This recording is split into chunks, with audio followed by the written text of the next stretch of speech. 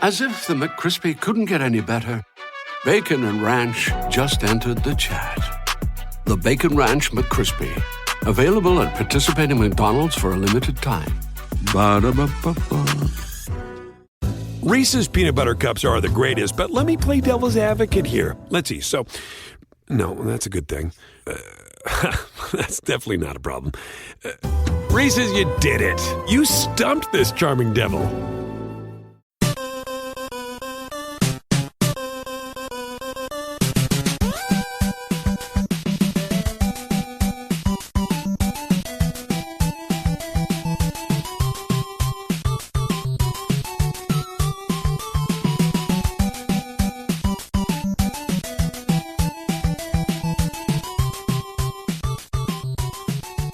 Welcome to the family here on Purple Mafia. I'm your host, Paladino Joey, or Joey Awajan. Purple Mafia is available on the sportstuff.com, iTunes, Stitcher, and Double Twist. Wonderful pleasure to be back on board today to talk about a Minnesota Vikings victory over the New Orleans Saints. 29-19 over the Saints. Well, I might sound a tiny bit different because I'm in a different location today. So I'm actually recording at my parents' house. Took a day off, kind of having a late, very late birthday dinner, we'll say. Because my birthday's in July, but yeah, very delayed because of scheduling and, well, just other things too that aren't necessary to mention. Just different location, obviously different type of day. It's Wednesday rather than Monday night or say like a Sunday afternoon, which I highly prefer, Sunday evening or something after a Sunday game. That's the other thing. So kind of a goofy start to the season covering Purple Mafia. My 10th season covering the Vikings on this show. But, well, it is what it is. Here we are today, and it's a wonderful game, a wonderful victory for the Vikings, unexpected by many. The Saints were never anything spectacular or anything. They used to be. Their offense was scary. Drew Brees and all them, they gave us a hell of a time not that long ago, a 20-9 loss to the New Orleans Saints over there in the Superdome. God bless those of that had to suffer through Harvey and Irma the past week. Luckily, Jose dissipated, so that's the end of that. Just wishing those people, a speedy and just, wish them the best in the recovery efforts there in Florida and in Texas and other surrounding areas. I'd have to mention all the above pretty much. Kind of similar to Katrina in a way. Sometimes in some ways worse, I guess I'd have to say for Houston. But nothing's good either way. But let's continue onward. Also want to recognize those involved in September 11th. Want to recognize the people, the first responders, and the people that, people that didn't get through that day. Just want to recognize them and the survivors, and obviously the fallen as well. Going to give them a quick moment of silence. 16-year anniversary of 9/11. God bless everybody involved in that, and thank God that, well, here we are today, and we're still we're still the greatest nation on earth. So let's continue. Vikings win 29-19. A little distracting start to the show. I apologize. Wow, 29-19. The defense showed up. The offensive line, well, yeah, the offensive line showed up, and look what happened. I mean, once the offensive line shows up to play, now we can see what Sam Bradford can do, at least against a defense that's not real good. That was the hope. That's why I predicted the Vikings to defeat the New Orleans Saints, but the Vikings defense also showed up to play in a huge way, despite kind of scaring us in the preseason. Makes you always say, well, maybe the preseason isn't an indicator for things to come. In a lot of ways it isn't, but sometimes when a certain group of players, a certain position or so, like a certain group, like the secondary, offensive line, or linebackers, whatever, is either doing spectacular or terrible, that might be an indication of where things are headed. Like last year, you saw the offensive line look putrid in the preseason, and, well, it was putrid in the regular season. Injuries didn't help. That's another situation, but luckily the Vikings coming in healthy this time around. Of course, Alex Boone no longer on the club. He is on his way to Arizona. Good luck to him there. That's a team I've always kind of had a soft spot for. Obviously, I just love the Southwest too. Las Vegas, Arizona, all that. I just love that part of the country. Drier climate, which we enjoyed for a little while, thanks to the downsurge of because when there's a hurricane, it creates a big giant circle. The east side of the circle, because it's a counterclockwise spin, gets the humidity. The west side gets the cooler, dry air. So we had a cool, dry week last week, but here's the humidity back once again, unfortunately. I like the drier climate, but again, now there I go, jumping everywhere. Adrian Peterson, well, his initial handoff in the game was 9 yards, greeted with boos in a lot of ways. There was some cheers. There was a lot of boos for Adrian Peterson, and that was the highlight of the night for Adrian Peterson. Other than that, Mrs. Lincoln, how was the play? He was stifled time and time again when he actually got out there. He only had 6 rushes. He was out there for 9 snaps. It was distributed evenly by Coach Sean Payton of the New Orleans Saints. 6 rushes for him, 6 rushes for Alvin Kamara, and 7 rushes for Kamara and 6 rushes for Mark Ingram. The Saints didn't look good. Luckily for Drew Brees, he didn't throw an interception. He finally got his touchdown very late. The Saints did not score a touchdown until 2 minutes remained in the bleeping game. In fact, 1 minute and 56 seconds remained in the bleeping game. Nice little drive. But other than that, again, Mrs. Lincoln, how was the play for the Saints? I mean, the Vikings kicked some serious booty in this game. And not many of us saw that coming. A offense by the Vikings. See, the defense came to play, and that was great. But in that first quarter, you saw the same skittish Sam Bradford. It was like, oh boy, is that really who he is? Is he check down Charlie? Is he Alex Smith? Or then again, is Alex Smith what he was in week number 1 also against the New England Patriots? We'll talk about that briefly as well. What the heck is going on here? But both of the number 1 picks, 2005 and 2010 respectively, showing up to play this past weekend, it really shows you what happens when there's a good offensive line in front of you, particularly Sam Bradford. I think he has more physical skills. I think he has more special skills than Alex Smith. Alex Smith, I think, is what he is, but he did have a great game, and got a good on him there. Sam Bradford has an arm. Sam Bradford actually can be mobile a teeny tiny bit as well. It's just, yeah, he's a little skittish in that side of things because of 2 ACLs. That kind of does that to you. You get a little skittish, even if your knee is strong and healthy again, because he's not Adrian Peterson, right? Remember what he did in 2012. An overall wonderful game for Sam Bradford. Really, really showed up to play because, I mean, after that first quarter, the skittishness finally went away. The Saints took a 6-3 lead, and then it was like something clicked. It was just 3 major completions down the field, and bam, the Vikings scored their first touchdown of the game in awesome fashion. I mean, Adam Thielen and Stephon Diggs stole the show in a huge way, particularly in that drive along with Sam Bradford, who did not have a turnover. There were no turnovers in this game. That's awesome. Mr. Latavius Murray had a fumble, but he did not lose the fumble, so that's nice.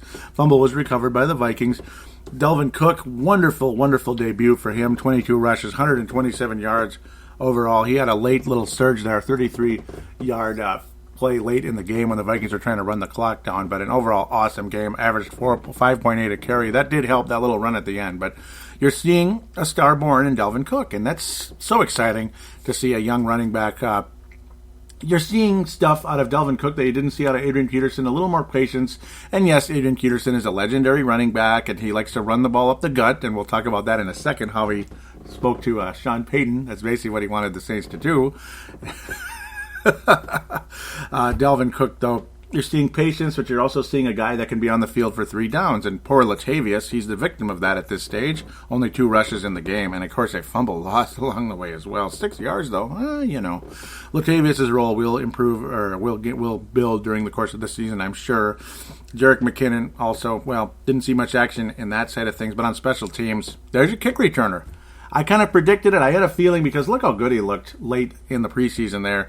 That's the guy. That's your kick returner. It's not Coley, and it's not Adams, who wasn't even active during the game, which was kind of like, Jerick McKinnon, he looks awesome in kick returns. He had a long of 39.27 on average for 4 kick returns in the game, and just he looks great. And I think that's your guy right now. You found something to utilize Jerick McKinnon's skills if he's not going to get a whole lot of touches. Obviously, he's a 3-down type of running back as well, even though he's a situational running back in the grand scheme of things due to his limited size. And, he's not at Dalvin Cook's level overall. Let's be honest here. I love Jerick McKinnon, and I'm so happy he's here. There's your kick returner. I mean, he's the kind of guy that could take it all the way, without a doubt. Fair catch Sherrills did a lot of that in the game, but, he had some mild returns. He had a 13-yard return, which was nice. He's the kind of guy, again, he'll fair catch, or you never know. If he gets a tiny bit of freedom out there, he might go all the way, and that's why we like fair catch Sherrills in a big way as a punt returner, the former Gopher cornerback along the way. Ryan Quigley only had to punt twice in the game because the Vikings offense was great after a pretty weak first quarter. Oh, God, that was scary. It was kind of like classic, okay, at least we're not allowing the Saints to score, but my God, this offense sucks, and I'm sick of watching a sucky offense. But then you noticed it's like Sam Bradford has time. So, okay, Sam, let's go here. And then Sam Bradford noticed that the Saints secondary wasn't really covering the receivers very well. Our receivers were quite open. In fact, yeah.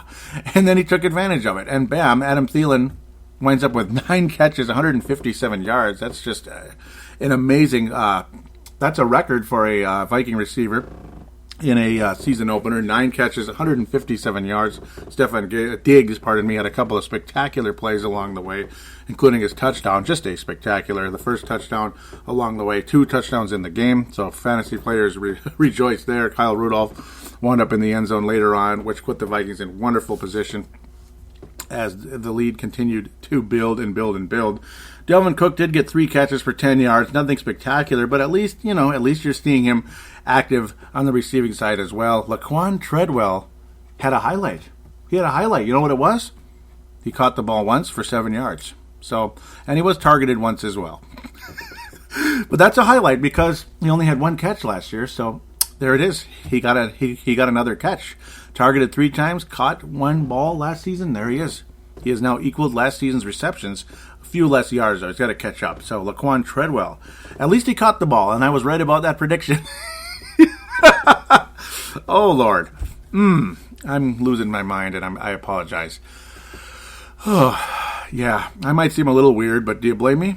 I'm a little weird. I would like to record the show like right after the game, or maybe a couple hours after the game. Sit, kind of absorb it, listen to what people have to say on the fan lines and such. It's nice to listen to that, kind of gather it in. Today I'm a couple days late. Day late and a dollar short. Hopefully the dollar short part isn't the case, but we'll see. But this is what a Vikings team can look like when you have a good offensive line, and the Vikings defense plays up to what we know they can do. The Vikings defense looked like the Mike Zimmer defense that we grew to love in 2015, and we adored starting out the season in 2016. And then things kind of snowballed in a different direction last year as the offensive line continued to get more hurt and more crappy. You bring in Jake Long. He wasn't ready to play the first week, but we rushed him in there anyway. God knows what the mindset was there. That probably helped lead to Mr. Norv Turner's departure. I think there was a disagreement along the head coach, along the coaches and all that, offensive coordinator and the coach with that one. I think there was a little battle there, and that's where things went after that. Next thing you know, Norv Turner's no longer with the Vikings. Jake Long got better, and then he tore his Achilles tendon, and he's done. Heartbreaking there. But now you got a decent offensive line. I mean, Pat Elflein looks awesome. Nick Easton is solid. It's a group of players that are all kind of quiet, collected, and they just go out and play. They're not boisterous and crazy like Alex Boone, who was fun, entertaining, but he wasn't that good. He used to be good, but, injuries and wear and tear and just sometimes it's all bark and no bite, and the bite was missing. And this offensive line looks damn good. Stay healthy, please. That's all I got to say. I mean, even Remmers was solid. He had a couple moments there that weren't so good. He's one of the weak links, I'd have to say, but oh well, nobody's perfect, right? Reef looks all right. Riley Reef looks all right. Elflein looks like a future star center in this league. I don't know about an elite center, but he's going to be something, and it's really cool to see. Awesome. That's what happens when you have a good offensive line. You have a confident quarterback and the defense plays well. It was a total team effort. I mean, they say football's a team game. This was an example of a team game, ladies and gentlemen of the jury. This was a team game in a huge way. Good, solid running game. In fact, downright excellent running game. I mean, again, Dalvin Cook looks like a 10-time Pro Bowler. He might not go that many times, but maybe he will. Sam Bradford looks like a Pro Bowl quarterback, even though, again, Pro Bowl doesn't mean as much as it used to, but yeah, it's still, okay, let's say all-pro. He looks like a good, these look like all-pro players here.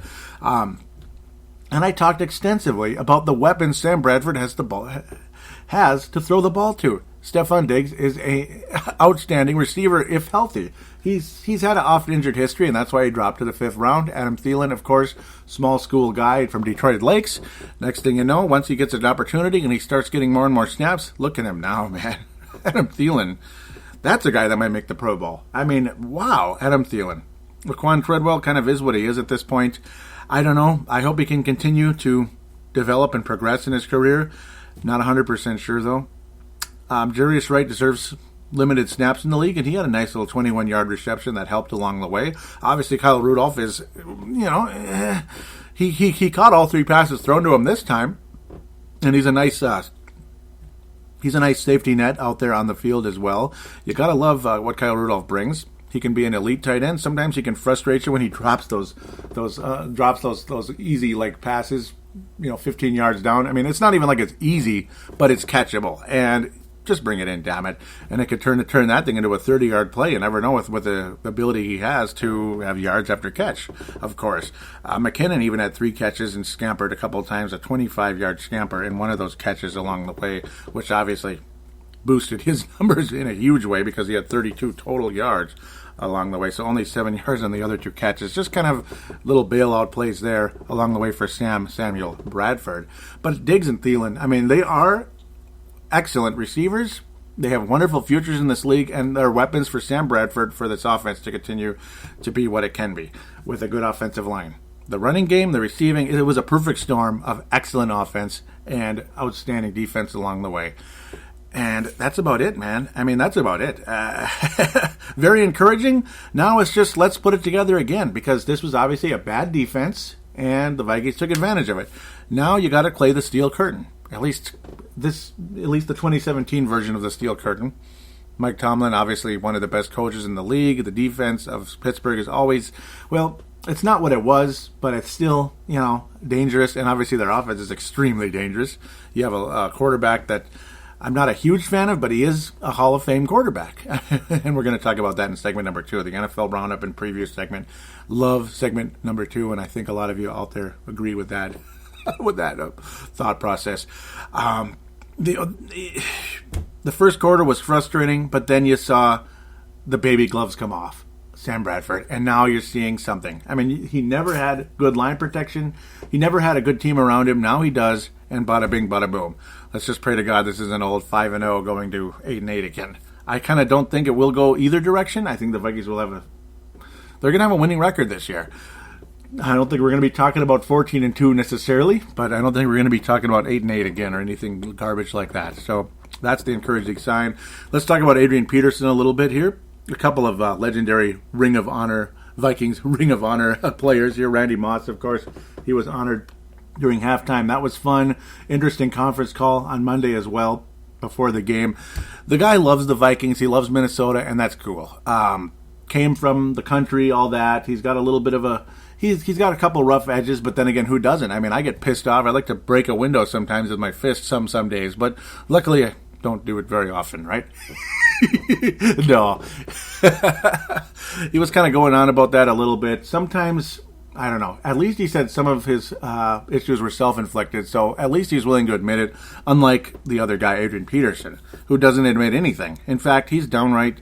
I love the guy, and then now I kind of don't. And it's not just because he left the team. It's just his attitude seems to deteriorate and deteriorate. Every single year it just gets worse. I mean, he doesn't want to take responsibility for a damn thing. And it's kind of weird.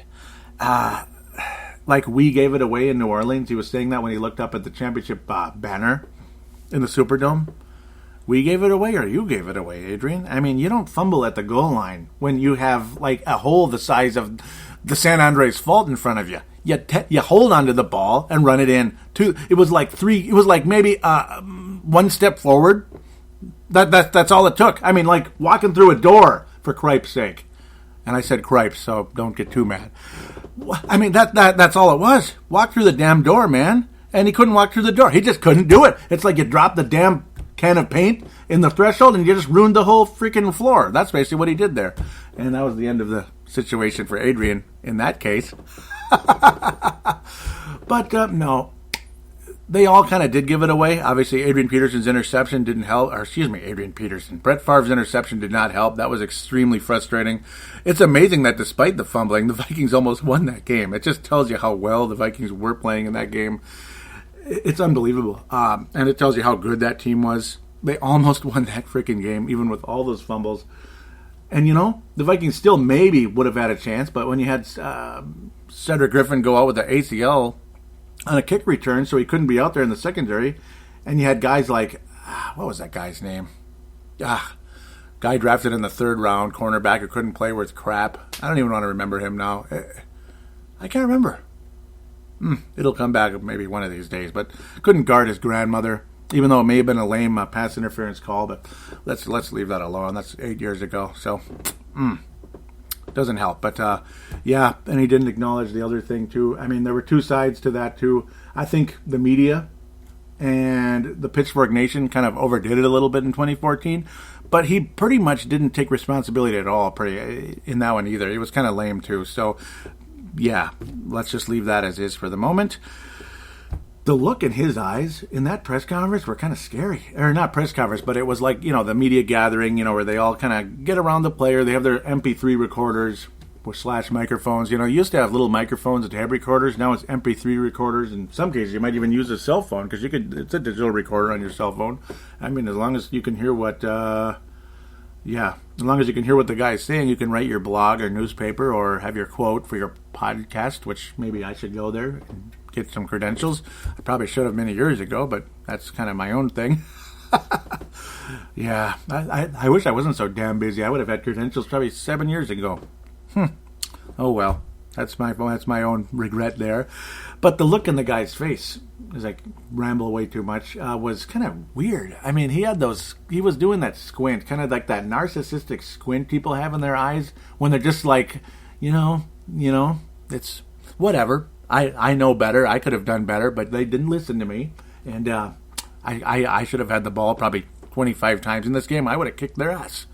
Well, that was kind of the look in his eyes along the way, even though it was all basically a bunch of denial. And no, I understand my role with this team, and there's no disagreement between me and Sean Payton. And then he was giving Sean Payton a pretty deadly looking stare. Everybody's talked about it a million times, and he was basically saying, run inside, run it up their ass. That's basically what he was. That is what he was saying. When you read his lips, he was saying, run it up their ass, and a death stare. And Payton just gave him like a half a second look and turned back around like, okay. And that was about it. Just okay. I don't know. The narcissism of Adrian Peterson is kind of painful. I want to like the guy, and at least he acknowledged Dalvin Cook looks really good, and he's going to be a star in this league. And he looked sincere when he said that. He does have warm feelings towards a lot of players in the Vikings locker room, so that's good. So he's not a total narcissist. He's got a good side to him, but boy, that narcissistic side is kind of scary to watch. So that's the one thing that can bother anybody at times. God bless him, though, and good luck in New Orleans. The chances of him remaining there during the course of the season, I don't know, man. Maybe 50%. I wouldn't be surprised if they cut him like the Tampa Bay Buccaneers finally got sick of, was it Keyshawn Johnson? They just cut him because he's just an ass. Keyshawn Johnson is an ass. And the Bucs finally had enough and cut his ass. And I wouldn't be surprised if a similar thing happens in New Orleans at some point along the way. As great as Drew Brees is, it's just a mediocre team. I mean, they're dangerous. They have their games. I mean, Drew Brees might throw for his 5,000 yards and this and that and 38 touchdowns and all that. But they suck. I mean, there's no defense. It's not a total team. They still suck. The offense is so good that it makes them competitive, but there's not enough to go around right there for that team to do a whole lot.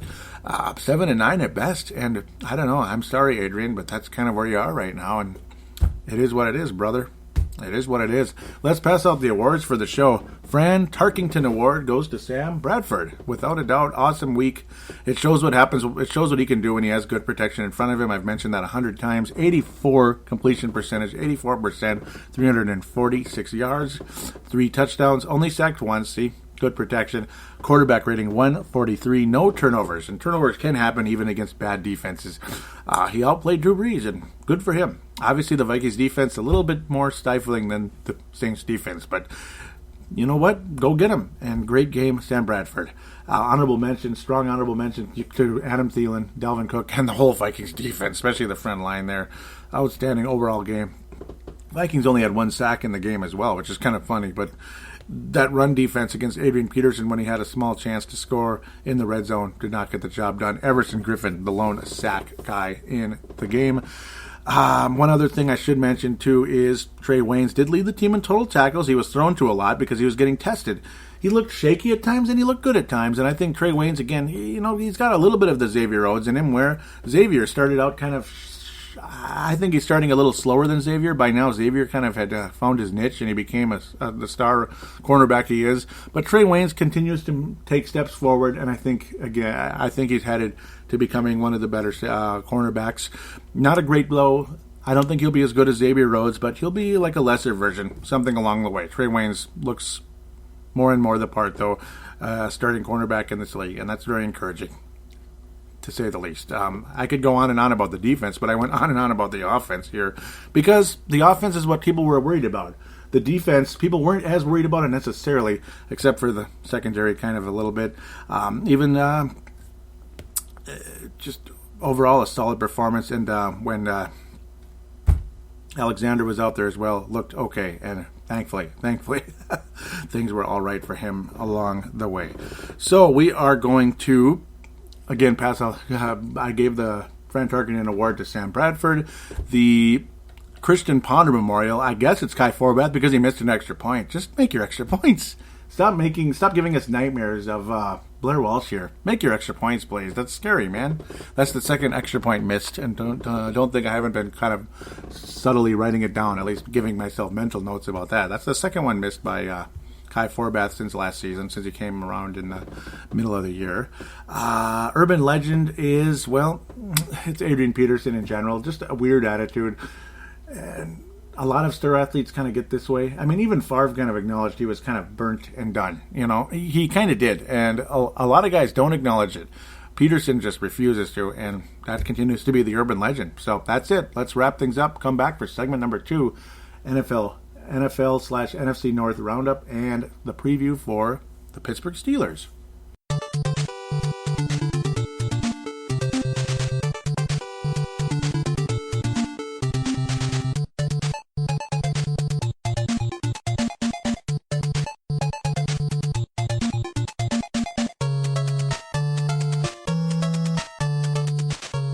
Hello. Segment number 2 of this week's edition of Purple Mafia.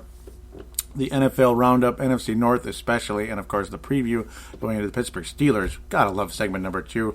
Let's talk about that Kansas City Chiefs and New England Patriots game. What the hell happened? Hey, what's going on over there? World champion Patriots. They look like they were world as an W-H-I. Yeah, okay, world, like a whirlwind.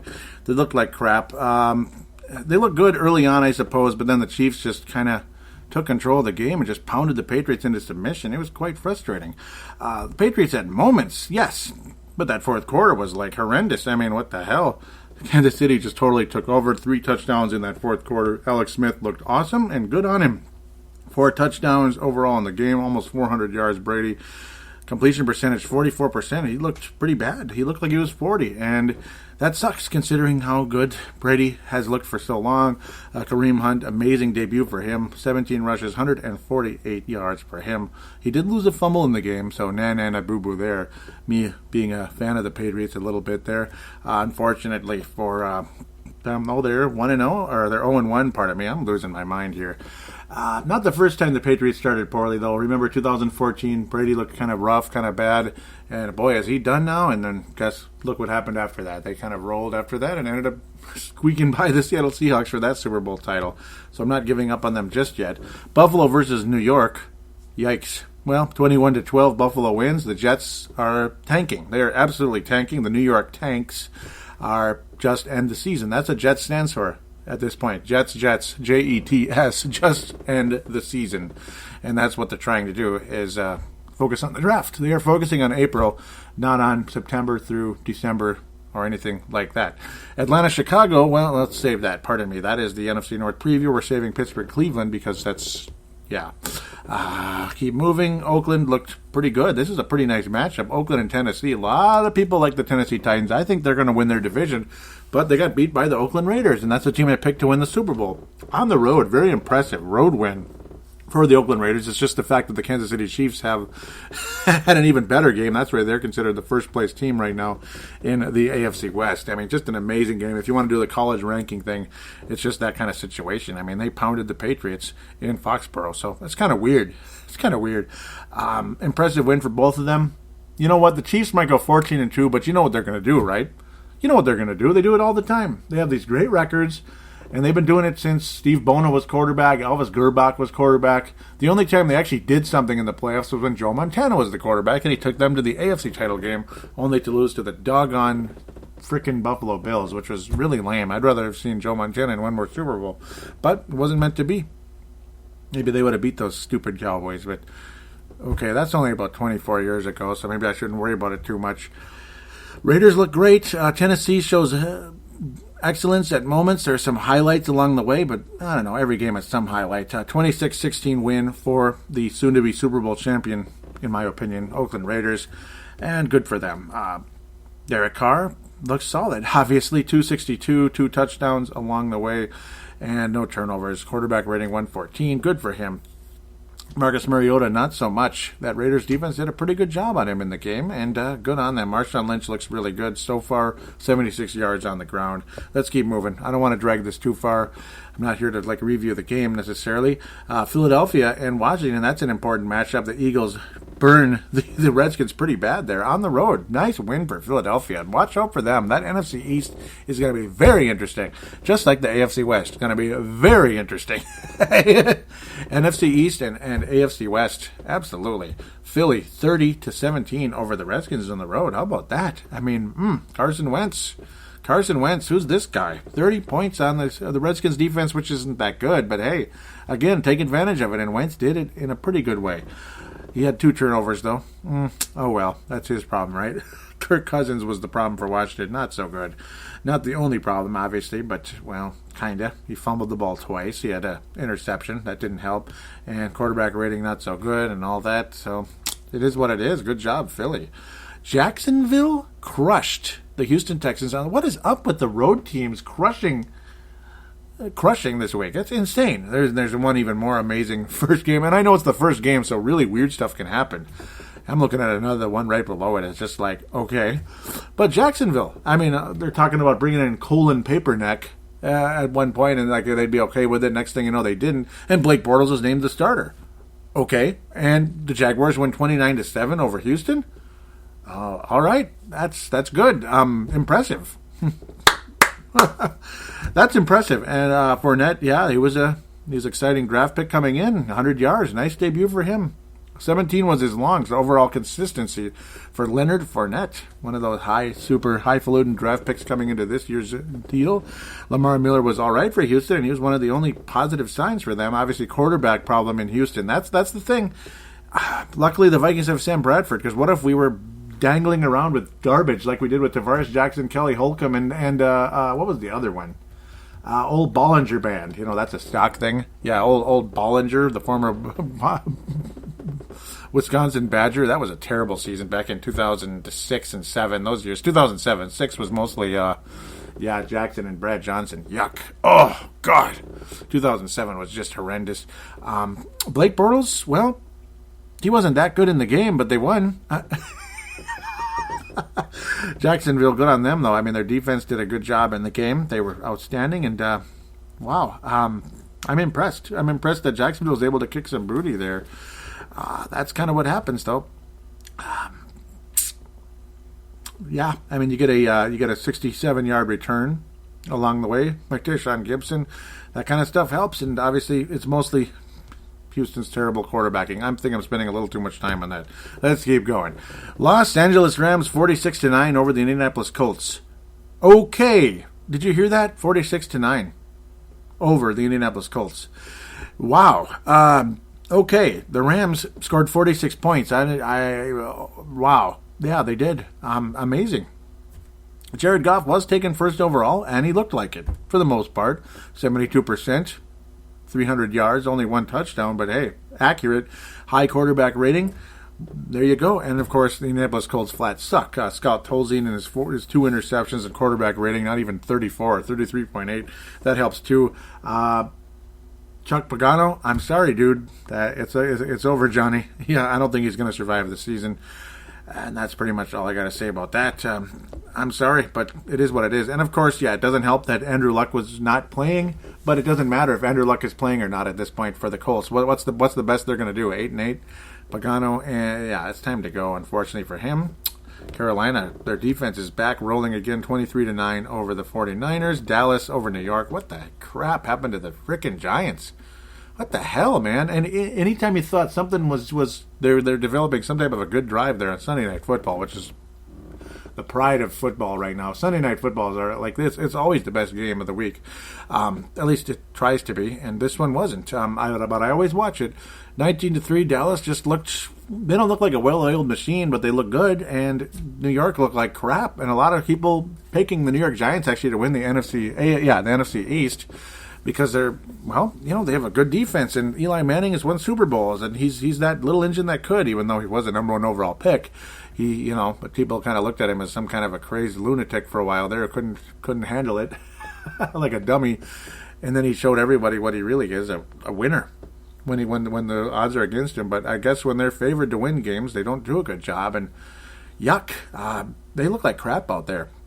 People weren't hanging on to the ball and whatever. 19-3 there. Denver squeaking past the Los Angeles Chargers. I got to get used to that one. They were the Chargers way, way, way back in the 60s, but I wasn't around that long ago. And yeah, I mean, that's a long time ago. So 24-21, kind of a meh Monday night game that followed the Vikings. And, of course, Tampa and Miami, for obvious reasons, postponed due to somebody named Irma. Yeah, that's obvious reasons. Both cities unavailable for that game at the moment. So Sunday was not the time and place to be in Florida, unfortunately. And I'm not saying that to be funny, because there's nothing funny about it. Well, I mean, I'm glad it wasn't worse than it was, I suppose. I've heard there's still a lot of damage, but, well, NFC North review. Which one should I go to first? Let's go to Chicago, Atlanta. The defending NFC champions, well, they're 1-0, and they beat a not-so-good Chicago team, but at least the Bears kind of hung in there, and good for them for that, at the bare minimum. 23-17 in Soldier Field, the revamped Soldier Field over the last couple of years here. 23-17. They don't look great, but they look good enough. Atlanta, Matt Ryan and all that. There was a lot of storyline going in with him. Lots of videos, conversation, how, it's tough on the guy going through what they did last year after such promise, and the way things kind of went south in a quick hurry for them. Julio Jones continuing to be what he is. 66 yards, but Austin Hooper was the main star for Atlanta in the game. Only 2 catches, but an 88-yard play to pay dirt. Awesome play. And that was one of the reasons the Falcons beat on the Chicago Bears. Yeah, just a lot of mediocrity in Chicago right now. I mean, Jordan Howard had an okay game. Just okay. Tariq Cohen, nice, spectacular 46-yard scamper, but other than that, not so much. Glennon is just okay, and that's about it. He's just okay. He's a Band-Aid for the moment until it's time for Trubisky to take over. And let's talk about getting used to something. It's going to be hard to say that name on a regular basis if he goes on to be a pretty good player. Just sounds kind of weird. Chicago Bears are hanging around at the bottom there. It's the rest of the NFC North won. So Chicago is probably going to be staying where they are at the moment. They're in sole possession of last place. Detroit beat the Arizona Cardinals. Arizona looked good for a little while there, 10-0 game, and then here comes Detroit again, just a lot like last year. And Stafford, a guy again who can throw for 5,000 yards. Well, he threw for 300, and he was solid. Of course, there's always an interception in there, just like his counterpart Carson Palmer. I've compared these two guys a lot. And, well, but overall 4 touchdowns. Stafford really, really stood out there against an Arizona defense that was good, and it isn't anymore. And Carson Palmer was good, and he isn't anymore. 3 interceptions, low completion percentage, looked like crap. Detroit just pounded on this team, and, man, I mean, after a solid start, David Johnson's out a couple months with the wrist injury. That really sucks. Had a fumble along the way. David Johnson, one of the best running backs in football. Heartbreaking for Arizona. Just an overall devil of a game. They were manhandled by the Lions. after that first quarter, that 10-0 first quarter. Arizona saved face with a touchdown and a 2-point conversion with about a minute and a half remaining. And boy, other than that, it's just Lincoln. How was the play? This is a perfect example of that. Detroit looking excellent, and that kind of sucks a little bit. As good as the Vikings looked, Detroit looked really, really, really good. Larry Fitzgerald still looks the part. A lot of people think wouldn't be surprised if he dropped off a little bit this year, because he's got to drop off at some point. He's getting really old, but hey, keeping it up, and good on you, Larry Fitzgerald. 74 yards along the way. One of the few positives for Arizona in this one. Palmer looked ancient because he is ancient, and he's had multiple ACLs. I like Bruce Arians an awful lot. I feel for him, and it's probably his last year there. If long as health concerns don't take over his life, and I don't mean in a major way, but as long as health concerns don't keep him out of coming back, I hope he resurfaces on another NFL franchise at some point, because I do think this is it for this group. And it's unfortunate. It just is what it is. It's maybe they keep him. They just make changes. Obviously, you have to change the quarterback position, and hope to get some good draft picks along the way, and young prospects continue to develop like Honey Badger and such, provided he doesn't get hurt again. Oh boy, Green Bay. I don't want to talk about this. Go away. Just go away. I'm sick of it. Yeah, the Packers won 17-9. I'm sick of Seattle too, so that's the positive, and that's about it. Seattle lost. Yes, Seattle lost. I love it. I agree with Justin Mayer, Henry. There was a post on there. I don't think he posted it. Oh yeah, he mentioned me. That's how I got included in there. Yeah, I love watching Seattle lose. I hate watching Green Bay win, but I love watching Seattle lose. It's like you just wish there was an earthquake and both teams kind of fell in and none of the fans got hurt. That type of thing. Yeah, that type of thing. Just the field, just the players. Maybe we'll spare the coaches, some of them, but yeah, I don't know. Obviously, I don't really mean it, but God, I hate them both so much. Packers win in a pretty ugly game, 17-9, and it's always going to be ugly when the Sea Chickens are on the field. I hate them. Russell Wilson, 52%, did not have a good game. The Packers defense actually kind of looked okay, and Russell Wilson struggled as well. Just not a good game for the Sea Chickens, and ha. Rodgers threw for a lot of yards and everything, over 300. Did have a turnover, and they faced a very tough Seattle defense. Obviously sacked 4 times. Wilson sacked 3 times, believe it or not, as he's always getting away from everybody all the time. Tell us about that one. Not a fun game to watch at all, regardless if you like both of these teams or hate both of these teams or prefer one of them or the other. Not a very fun game to watch. Randall Cobb was very solid, though, and good on him.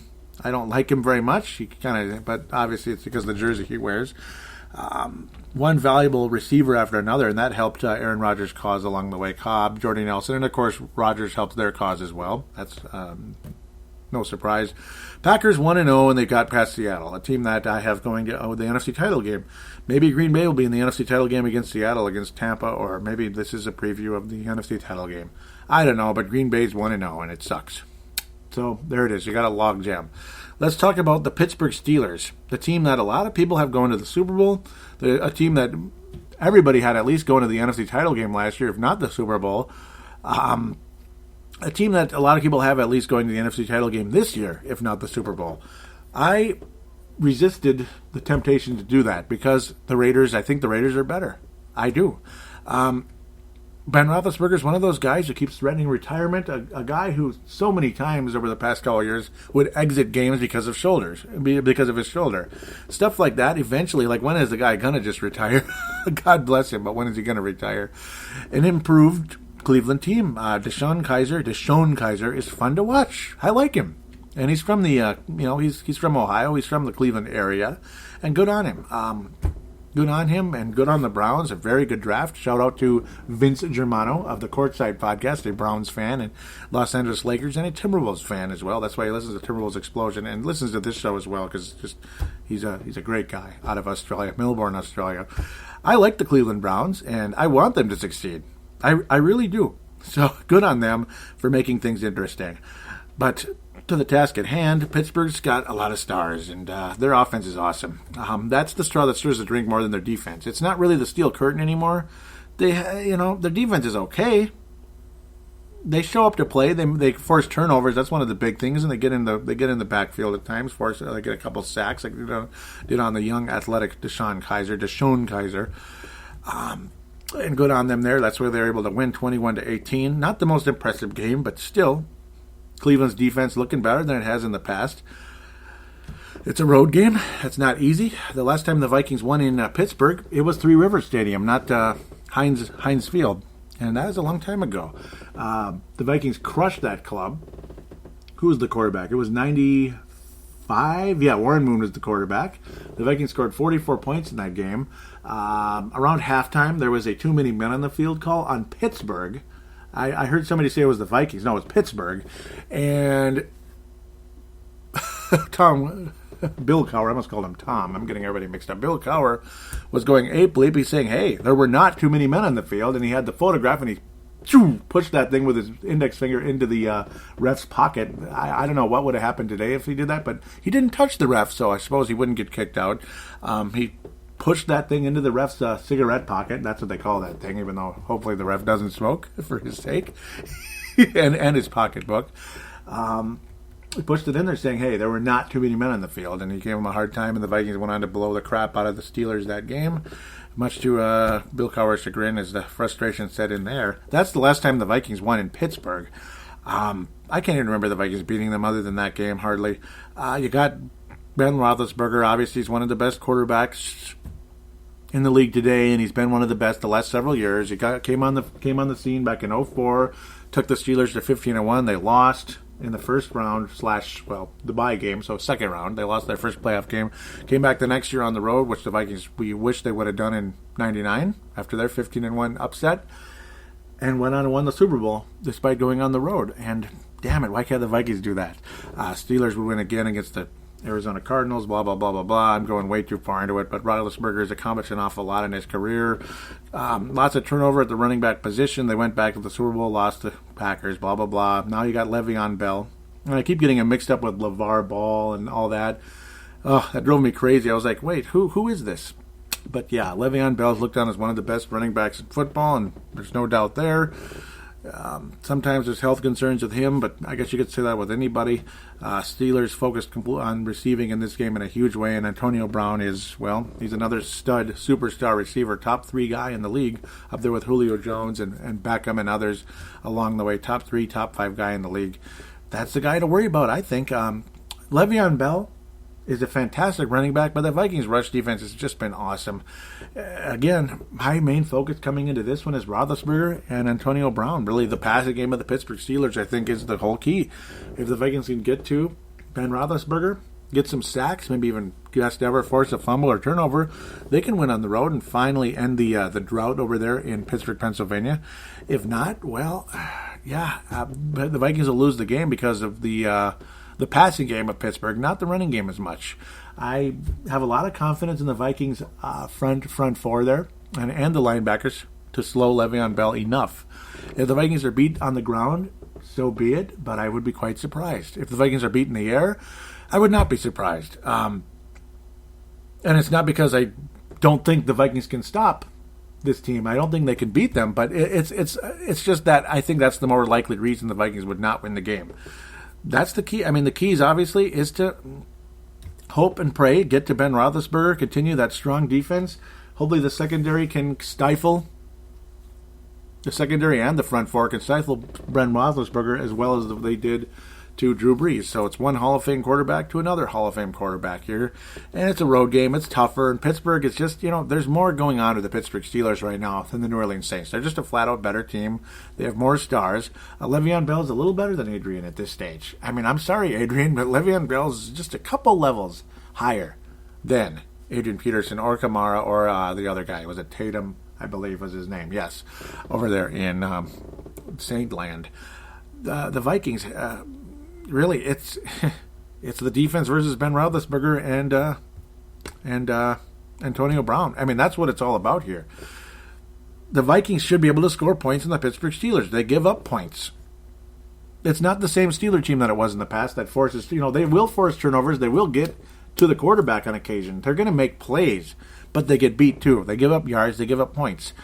similar to last week in a lot of ways. You just hope and pray to slow down the aerial attack of Pittsburgh and take advantage of a defense that's not as good as it used to be. That's really the key here. And, this might be like kindergarten football analysis, but it's kind of what it is right now. Offensive line protection of Sam Bradford obviously is as key as it gets. Pittsburgh Steelers get to Sam Bradford and he's on his back 4 times or so. Vikings are going to have a hell of a time here. Aerial attack for the Vikings more important than the running game at this stage. You got to take advantage of this Pittsburgh defense. Teams can pass on the Steelers, more than they could in the past. So that's really the hope here. The Vikings are going to beat, whoever has the better air game is going to win the game. And it's that simple. It's all about quarterbacks this day and age. And obviously both of the teams' run defenses are better than their pass defenses, I would have to say. Vikings, that's the key. Right now, I'm having a hard time picking a Vikings win, even though I believe I absolutely do believe they can beat the Steelers team. I don't think they're as good as they've been the last couple of years. This game kind of told the story a little bit.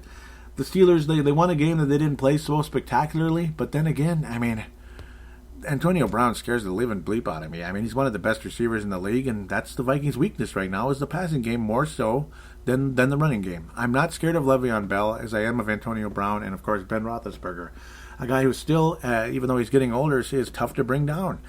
That's why right now I'm leaning towards Pittsburgh winning the game. I hate to say it. I really do. I think it's going to be one of those ugly black and blue, low-scoring type of games. We're talking the likes of 24 to 20, 21, something along those lines. 24 to 20. I'm going to go with Pittsburgh is going to win the game. I think they're going to be just a little bit battered. They're going to drive us crazy. We're going to be in it all the way to the end, and it'll be a play where you have Roethlisberger. It looks like you have him sacked. Next thing you know, he's able to get the ball away and get it to Antonio Brown, or God knows, maybe even Le'Veon Bell to get a key first down. It'll change everything. And the game just kind of goes the way of the Pittsburgh Steelers. That's right now the way I'm leaning. Pittsburgh 24 to 20, low-scoring, black and blue style. But the Vikings will have a solid game, and they will be in the mix along the way.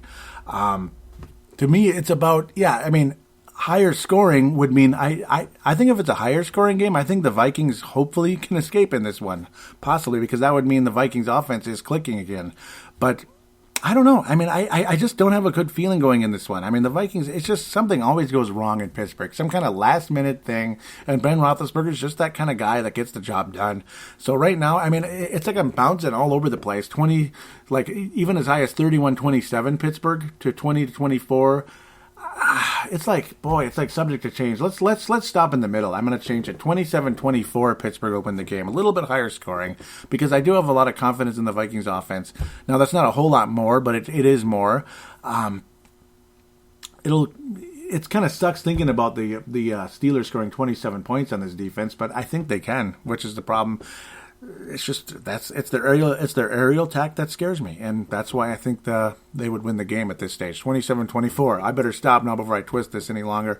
We'll come back. We are going to see the return of Martin's Mad Takes. Dave Martin from Northern Scotland over in the UK area there, the United Kingdom. Wonderful. You're going to hear his voice right after this.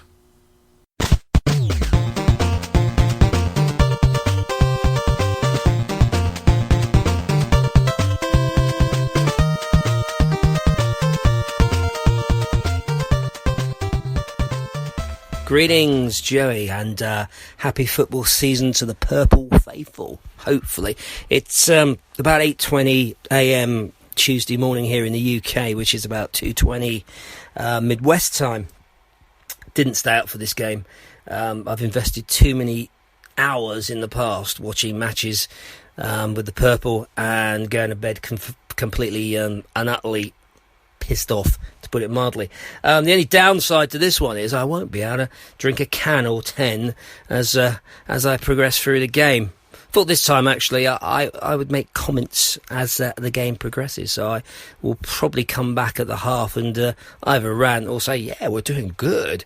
But clearly, from what we saw in the pre-season, I'm not overly optimistic. The third pre-season game against San Francisco was painful to watch. In fact, I think I tweeted to you that I watched it in 2 sessions because it was that bad, especially on the offensive side. The O-line doesn't look any better than last year, and I kind of if we go down the path we did after the first 5 games last season, then 6-10 might be an optimistic appraisal this season. I'm just going to have a slurp of coffee. That's better. Coffee's not the same as beer, but anyway. Yeah, and the question then becomes, if we do go 6-10, where does this leave the front office? Do we, or do ownership basically go, right, we're going to have to start again?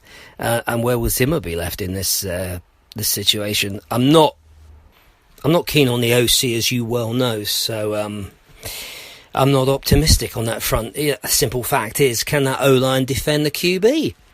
And if not, we are going to be in for a very tiresome 16, 17 weeks of the season. I guess in their defence, though, this O-line we're going to see tonight hasn't, or I'm going to see this morning, hasn't played together yet. So I might be completely wrong and barking up the wrong tree, and these guys can actually protect Sam, and we're going to see some big plays. Hey, I can be optimistic at times, I guess. Guess we'll see what we'll see, though. Of course, we've also got the return of Mr. Adrian Peterson, who evidently said he wants to stick it to us. Great use of wordage, Mr. Peterson. Or should we just call him Stick from now on? Anyway, I'm going to watch the game. Hopefully, Stickman will run for no more than 20 yards or maybe 10 or 15 plays. I really dislike the Taints as well, so let's stick it to the Taints. That's what you call a sigh of relief. So I've just watched the first half, and our offence finally sparked. Wow. Quite impressed. Sam Bradford launching it down the field. Bit concerned about the running game, but hey, 16-6 at the half. Explosive plays. We didn't see much of that last year, did we? Oh, I'm so excited. All right, calm down. Right, second half. I shall enjoy that, hopefully. AP, getting a bit of disrespect from old Mr. Payton by the looks of it. Hopefully he does sweet FA in the second half. Right, catch you later. Wow, superb performance. We beat the Taints, which is always delicious. A lot of positives to take out of that. We know what our defence is, and they did the job. Great red zone defence there, keeping them down to 4 field goals. Superb. On the offensive side, a lot of positives to take away. A new built offensive line that actually gave Sam some time to, with pinpoint accuracy, to Diggs and Phelan, who put up some pretty impressive numbers tonight, or this morning, in my case. Anyway, a lot there to take in. Kind of like Devlin. He looks like he could certainly be interesting in the running back position. Also, the other rookies, they played well. So, yeah, all in all, I'm happy. I'm sure everybody in Purple Nation is happy as well. Something to look forward to, I guess. Not perhaps as bad as we were anticipating. So far so good. Look forward to the podcast, my friend, and let's hope for much the same next weekend. Another solid performance, and well, fingers crossed. Take it easy. Bye, guys. And wasn't that fantastic? Thank you very much, Dave Martin over there out of the UK, around the Scotland area. Mad Martin's Mad Takes makes his mad return to Purple Mafia. That was outstanding. And, boy, you're quite the prognosticator. My goodness. I mean, you were like dead on a lot of things there. With Adrian Peterson would wind up with around 20 yards, something like that. I know you weren't necessarily trying to predict it, but it's funny how it turned out that way. And maybe the offensive line might actually protect. We might see some spectacular plays. And, yeah, that is what happened. So, yeah, pretty cool. Hopefully we won't have to talk about a 6-10 record and the fire sale and all that good stuff. I hope that's not what's going to happen. It doesn't look like it so far, but again, I understand you're being quietly optimistic, not overly optimistic, because obviously we've been through a trillion things here with the Minnesota Vikings over the past 56 years. So that's a long time to endure any type of frustration. If you'd like to be like Mad Martin's Mad Takes, you can email an audio submission. That's what we call it. Audio submission, where you simply do a recording with your smart device, maybe a computer with Audacity, whatever it is, your laptop, your desktop, whatever it is, or your smartphone, and email it to paladinolive@yahoo.com, paladinolive@yahoo.com. Keep it from like a minute to 3 minutes, but on occasion, of course, we'll see somebody like Mad Martin's Mad Takes. He's got the green card, he's got the gold card or the green light, whatever, to go longer, and he will be able to have that. So, Sebastian is the other one on this show that can do that. The gold card / green light, where you can go longer. These guys could go 5 to 10 if they really want to. But generally speaking, we'll keep it 1 to 3, something like that, and then email it to paladinolive@yahoo.com. I will have that information in the show description, along with the Twitter account and Facebook. You can use the email address for cut and paste to make it quicker. Say you're using a laptop or something, or even sometimes your cell phone, people cut and paste with that. And bada bing, bada boom, send the sound file to me, and I slide it right on into Audacity here and get this show rolling in the fan interaction segment number 3, which is what this is. Going to give a quick shout out to MN Vikings Haven on Facebook. Thank you very much, Trevor Wickerin, who was kind enough to allow me to post links to Pearl Mafia on that Facebook page. We jump on board there, and you get in-game conversation on there, off-season, post-season, whatever it is. Transactions, just general conversation, and of course the Purple Mafia Facebook page, facebook.com/Purple Mafia Show, facebook.com/Purple Mafia Show. Please join that, give that a like, and comment on there in the in-game threads, post-game threads, and the Twitter account @Purple Mafia Show, which is where we will start right now, which is where I met Mad Martin, Dave Martin out there. Want to thank Tanae Wilson Brown and Vince Germano, Tanae out of New Zealand, Vince Germano out of Melbourne, Australia. Thank you guys very much for retweeting the most recent show, to episode 244, the season preview. Now we'll continue trying to catch up. Hope I don't have a frog in my throat. That's the last thing you want when you're doing a show, right?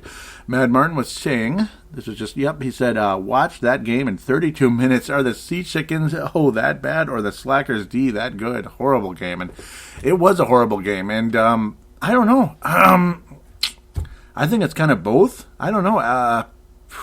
Kind of a bit of both. And that's kind of typical Seahawks versus whoever. Sometimes it seems like Aaron Rodgers is a slow starter. That's kind of the analysis I'm starting to get. He seems to start off slow, watch him trend upward during the course of the season, and we better be ready for it this time. It's kind of like a storm surge, if you know what I mean. It's coming. Oh, I hope we're ready for it. Dave Martin continues. The next tweet says, as I'm 6 hours in the future, we won tonight. And yes, he is 6 hours in the future because he's over there in the UK area, UK and Scotland over there, the Isles over there. We won tonight. Put some cash on it. In all seriousness, I'm not staying up for the game. Watch tomorrow. So, it's funny. He says, in fact, we'll be about 6 hours behind you guys, so I'm going off the grid until 8 a.m.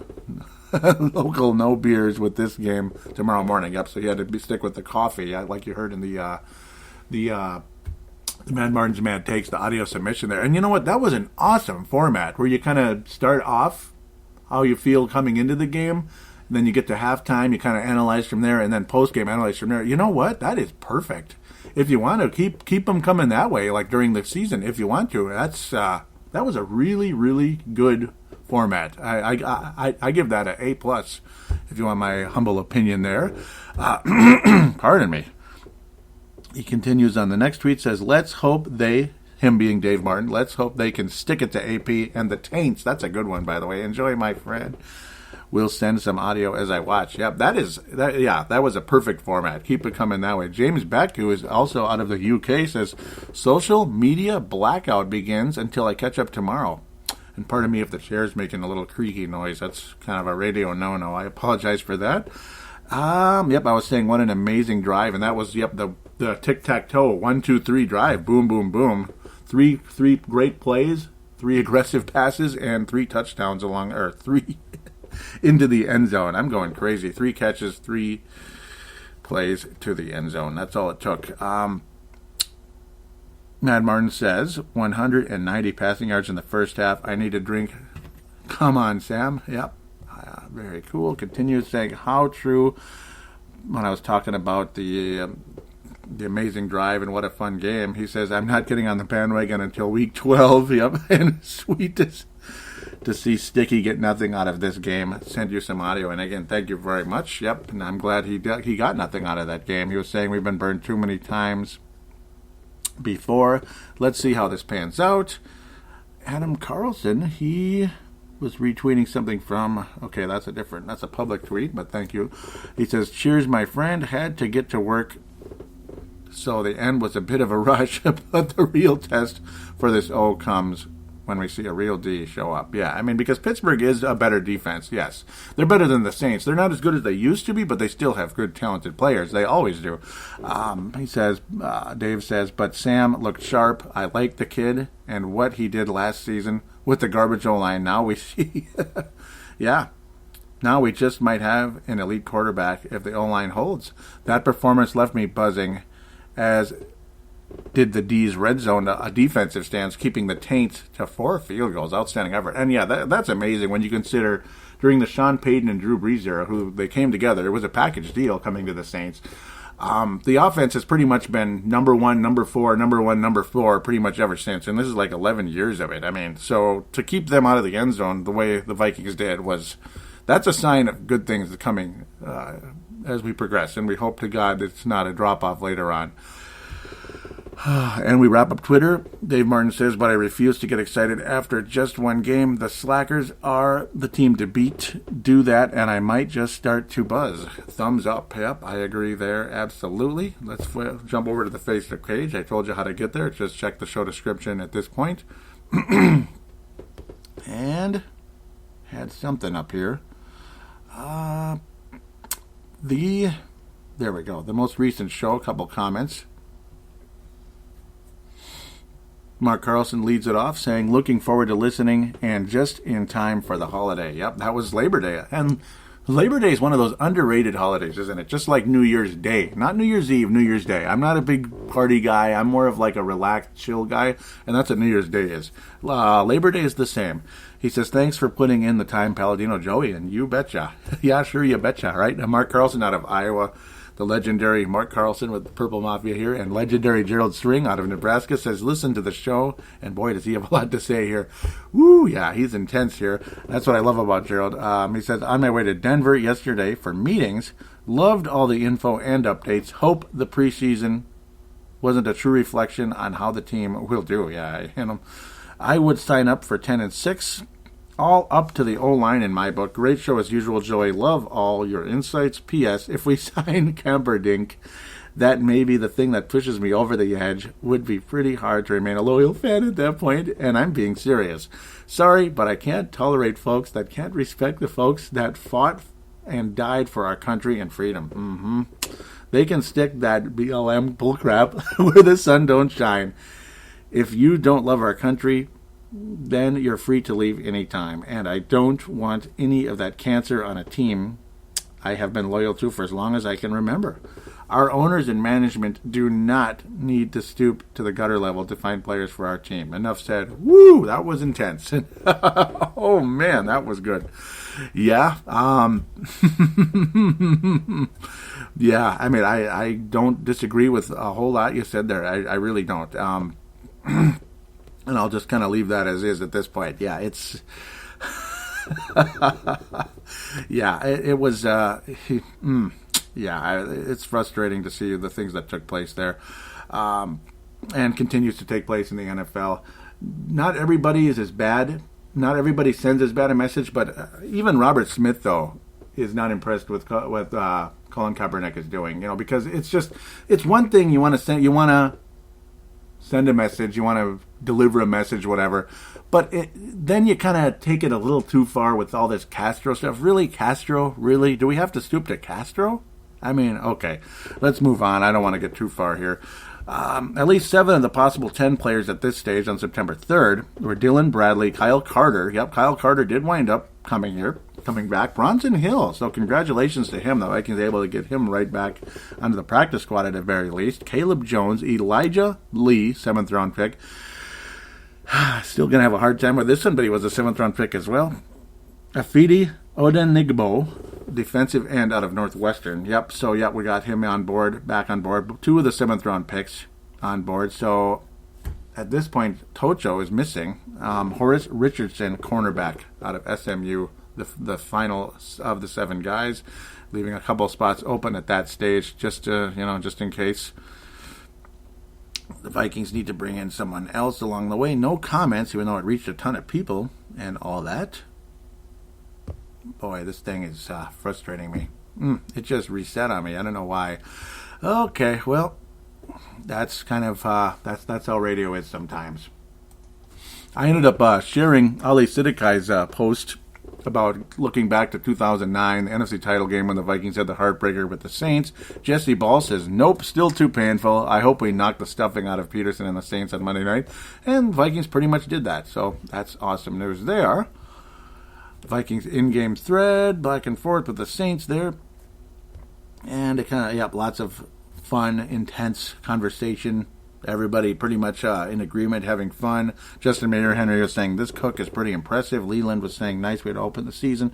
See room for improvements, but also seeing a ton of potential. Skull, throwing my 2 cents in. This is Leland continuing. Leland is out of Iowa. Justin Mayer Henry out of Colorado.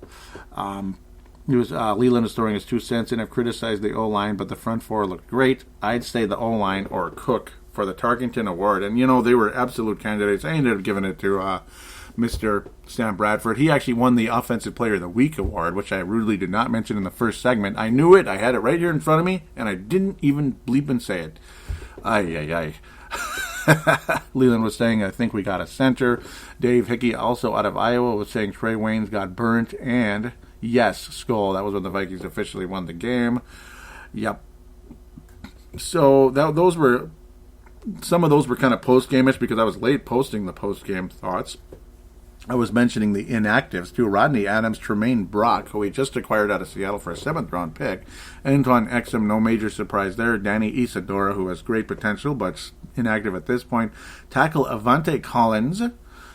Defensive end Tashawn Bauer, who officially was the Mr. Mankato Award winner on the 1500 there.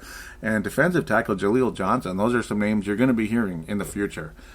Boy, this defensive line is so deep. You have guys like that are so viable. I mean, in 98, this team would have killed to have Jaleel Johnson and Tashawn Bauer. Whoa, I hope I didn't stutter there. That would have been nice. Vikings versus Saints post-game thoughts. Brett McCarthy out of South Dakota says offense looks good. Sam had time. Cook is going to be a beast. Justin Mayer Henry said that was a great way to open up the season. Cook looked amazing. Bradford is looking in sync with receivers. Thielen and Diggs were on fire. Yes, they were. I hope they can keep this up. Oh, the defense wasn't too shabby either, keeping an elite quarterback out of the end zone until garbage time with several goal line stands. Phenomenal. Skull. Sebastian Barton out of Mankato. Yep, he says, best game this offense has looked since 2009, easily. Pretty much. I was like saying, you could say that. Cedric Paulding, he is a star candidate, like I mentioned there. He was saying, I am really proud of the O-line. They gave up 1 sack and regained 470 yards of offense tonight. Cedric Paulding is a star candidate. I would say Gerald is as well, and Justin Mayer Henry so far. Keep moving here. Tony Coleman posted, on one of my replies, I was saying, let the record show that Adrian Peterson looked scary during this post-game thoughts. He looked like a serial killer. The look in his eyes, it was just creepy. And Tony Coleman out of South Dakota says, I've made it. Yep, he was showing Adrian Peterson with this look of horror kind of as he looked up at the scoreboard or replay, whatever it was. He was saying, I've made it. Yep, there's a meme saying, I've made a terrible mistake. James Beck out of the UK says, Sko shuffing Ole. Wow. Without a doubt, the best performance I've seen so far. We looked like a good team for a change. Boy, yep, and he's hoping that it may continue. Gerald String saying very sharp on both sides of the ball. Great game, and yes, total team effort. Rick Elmer posting an image of Mr.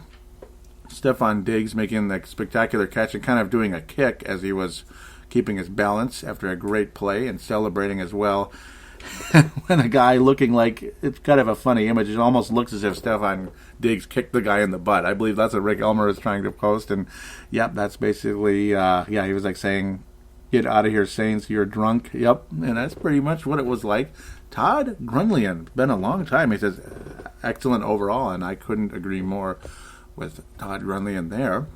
And I was saying how the newest episode will be released Wednesday afternoon. Yes, and thank you for your patience. I'm sorry it took so long for those of you that are currently listening, obviously. Check and see if there's anything in the visitor hopper here. The hopper. I think that's it. Yes, that's it. So, I want to thank you all very, very, very much. I did forget to pass out some stars last week. Mark Carlson got the gold star for last week. I didn't mention it, and I didn't. Yeah, and I do apologize. I'm just gonna. I think it was Mark Carlson gold, Gerald silver, and Gerald and Brent get the silver because Brent had an awesome call, and he almost had to get the gold. And bronze. I believe Sebastian will get that one, the bronze star for that one. For this show, the gold star, oh boy, who's it going to go to? Man, obviously the good interaction throughout the game. It's a combination of things, you know, the interaction and, of course, after the game and the commentary overall. Boy, gold star, Dave Martin and Justin Mayer Henry. I'm going to give it to two people. I mean, just awesome. Great call and a great comment by Justin Mayer Henry. And these are guys that have already won Gold Star of the Year awards. I mean, just awesome. Silver Star is going to be Cedric. I almost thought, Cedric is way up there. Awesome commentary there as well along the way. Cedric is getting a Silver Star. Yep. He only commented once, but it was an awesome comment. And Bronze Star to Gerald String, continuing to jump on board. Really appreciate the endless commentary back and forth with everybody. It's been awesome. I really appreciate you guys, the fun you bring to the show. Really appreciate it. James Beck should get a bronze star as well, so he's going to jump in as well for that one. Just want to thank you guys for keeping me coming back. I mean, I love doing the show. It's not the easiest thing in the world, but it's not the hardest thing either. Frankly, you guys make it easy, and you make it worth it, so that's why I'm coming back. That's why I enjoy it. And hey, games like Monday night are they just make this so much easier, don't they? Versus games like Philadelphia last year, games like the Indianapolis Colts game last year. That's what makes it hard. And you guys keep it coming, keep the comments coming, keep me feeling like, hey, there's a reason for me to do the show, so you can enjoy listening to something while you're driving your truck or driving across the country or out fishing or mowing the lawn. Just make sure you wear those 3M ear protectors underneath your earbuds, which I still need to contact them. That would be the perfect sponsor for this show, because 3M earbuds, they're perfect when you're mowing the lawn or trying to think of what other noisy type of, even snow blowing. Shoot, that might be kind of weird, but I've done it. Or vacuuming the floor, that's the other one. Some kind of noisy house activity or outside activity. You just put those on and you can hear perfectly, which I do every day when I mow lawns. So very valuable. And then, of course, I love, what's the name of that other thing? Castle Danger. I think that's the new, if I get a new brewery, that's the one. Two Harbors, Minnesota. That's the one I want to target. Danger Ale and Red Hop Rising, all that. Oh, just wonderful stuff. So just want to thank you all again for listening. Please tell your friends about the show. If you haven't already, please write a positive rating on iTunes or Stitcher for Purple Mafia. It'd be greatly appreciated, and you will be guaranteed a star of some sorts on the show. Can't guarantee a gold star because, if somebody's comment is just elite, they got to get it. So, but you never know. Maybe you will get it. Maybe your comment is spectacular. Maybe the review is just the nicest thing I ever heard. I don't know. So, again, I thank you in advance for those of you that might be willing to do that at some point. And until next week, stay cool. It's going to be hotter than you know what out there, depending on where you live. But at least around here in the Midwest, it's getting pretty warm. It's humid. I guess you might as well stick to the summer ales. You might as well stick to that for the time being, because it ain't time for any type of autumn brew. So thanks again for listening. I'm going to end this now. I'm rambling too long. Thank you, and we will hope for a victory over those Pittsburgh Steelers.